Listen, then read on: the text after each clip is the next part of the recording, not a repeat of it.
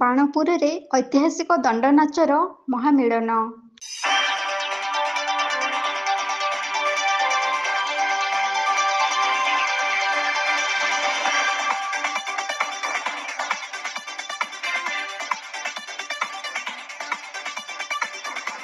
କଳା ସଂସ୍କୃତିର ଏକ ନିଆରା ପରମ୍ପରାରେ ପରିପୂର୍ଣ୍ଣ ଆମର ଏ ଉତ୍କଳ ଭୂଇଁ। ଭିନ୍ନ ଭିନ୍ନ କଳା ସଂସ୍କୃତି ପାଳନ ପାଇଁ ସ୍ୱତନ୍ତ୍ର ଭାବରେ ପର୍ବର ଆୟୋଜନ କରି ଓଡ଼ିଆମାନେ ପାଳନ କରିଆସିଛନ୍ତି। 12 ମାସରେ 13 ପର୍ବ ପାଳନର ଏକ ନିଆରା ଦୃଶ୍ୟ ସୃଷ୍ଟି କରି ଉତ୍କଳ ଭୂଇଁରେ ଲେଖା ହୋଇଯାଇଛି ଏକ ସ୍ୱର୍ଣ୍ଣ ଅକ୍ଷରର ଇତିହାସ। ସେହି ଇତିହାସକୁ ସମୟ ଅନୁସାରେ ଖୁବ୍ ଉତ୍ସାହ ସହିତ ମହାସମାରୋହରେ ଓଡ଼ିଆମାନେ ପାଳନ କରିଥାନ୍ତି। ଏହି ଓଡ଼ିଶା ମାଟିର ବିଭିନ୍ନ ସଂସ୍କୃତିକୁ ଦେଶ ବିଦେଶରେ ମଧ୍ୟ ପାଳିତ ହେବାର ଦୃଶ୍ୟ ଦେଖିବାକୁ ମିଳିଛି। କଳାର ମାଟିରେ ଉତ୍କଳ ଭୂଇଁ ଗର୍ବ କରି ମୁଣ୍ଡ ଟେକିଥିବା ବେଳେ ପ୍ରତ୍ୟେକ କଳାକୁ ସମ୍ମାନ ଜଣାଇ ଓଡ଼ିଆ ଇତିହାସର ରେକର୍ଡ ସୃଷ୍ଟି କରିପାରିଛି। ପୂର୍ବ କାଳରୁ ପାଳନ କରି ଆସିଥିବା କଳା ସଂସ୍କୃତିକୁ ଜୀବିତ ରଖିବା ପାଇଁ ପୂର୍ବପୁରୁଷମାନଙ୍କ ପଥ ଅନୁସରଣ କରି ଏବେ ପର୍ଯ୍ୟନ୍ତ ପାଳନ କରିଚାଲିଛନ୍ତି। ସେମିତି ଏକ ଐତିହାସିକ କାର୍ଯ୍ୟକ୍ରମ ଖୋର୍ଦ୍ଧା ଜିଲ୍ଲା ଅନ୍ତର୍ଗତ ବାଣପୁରର ଐତିହାସିକ ଦଣ୍ଡନାଚ।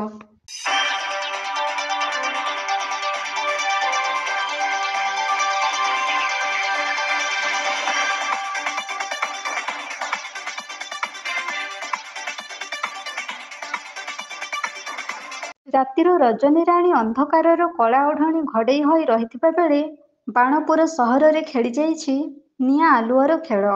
ଅନ୍ଧକାରର କଳା ପରିବେଶରେ ସୂକ୍ଷ୍ମ ଆଲୋକର ଶିଖାରେ ବାଣପୁର ସହରର ପବିତ୍ର ମାଟିରେ ସୃଷ୍ଟି ହୋଇଯାଇଛି ଜନସମୁଦ୍ରର ପରିବେଶ।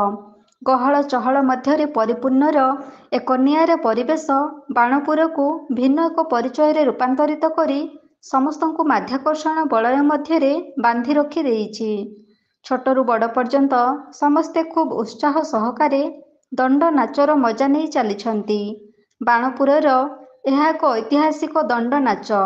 ଏହି ଦଣ୍ଡନାଚ ଉତ୍ସବରେ ଏ ଅଞ୍ଚଳର ଦଣ୍ଡ ଠାକୁରମାନଙ୍କ ମିଳନ ଘଟିଥାଏ। ଦଣ୍ଡନାଚର ଏହି ଐତିହାସିକ ପରମ୍ପରା ପାଇଁ ବାଣପୁର ତା'ର ସ୍ୱତନ୍ତ୍ର ପରିଚୟ ସୃଷ୍ଟି କରିସାରିଛି। ଖୁବ୍ ଆକର୍ଷଣୀୟ ଏବଂ ମନଲୋଭା କାର୍ଯ୍ୟକ୍ରମ ବାଣପୁର ସହରକୁ ଉତ୍ସବ ମୁଖରିତ କରିଦେଇଥାଏ।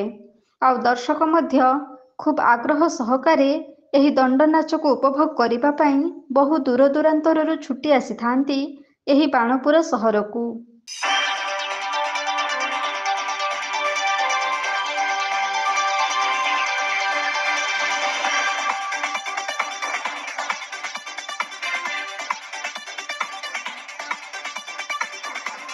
ବାଣପୁରର ଏହି ଐତିହାସିକ ଦଣ୍ଡନାଚ ପ୍ରତ୍ୟେକ ବର୍ଷ ଆୟୋଜନ କରାଯାଉଥିବା ବେଳେ ଏ ବର୍ଷ ମଧ୍ୟ ଖୁବ୍ ଧୁମ୍‌ଧାମ୍‌ରେ ବାଣପୁରରେ ଦଣ୍ଡନାଚ ଆୟୋଜନ ହୋଇଯାଇଛି।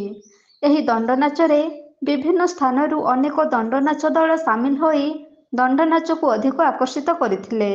ଏହି ଉତ୍ସବ ମୁଖରିତ ପରିବେଶକୁ ଉପଭୋଗ କରିବା ପାଇଁ ବାଣପୁରରେ ପ୍ରବଳ ଜନଗହଳି ସୃଷ୍ଟି ହୋଇଥିଲା।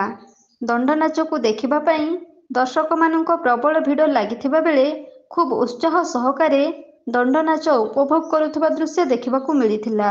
ଦଣ୍ଡନାଚ ଆୟୋଜକ କମିଟି ଦ୍ୱାରା ଖୁବ୍ ଶୃଙ୍ଖଳାର ସହିତ ଏ ବର୍ଷ ଦଣ୍ଡନାଚ ଆୟୋଜନ କରି ଏ ଅଞ୍ଚଳକୁ ଗର୍ବ ଆଣିଦେଇଛି। ପ୍ରତିବର୍ଷ ଭଳି ଏ ବର୍ଷ ମଧ୍ୟ ଖୁବ୍ ଉତ୍ସାହ ଓ ଉଦ୍ଦୀପନା ମଧ୍ୟରେ ବାଣପୁରର ଦଣ୍ଡନାଚ ଆୟୋଜିତ ହୋଇଯାଇଛି।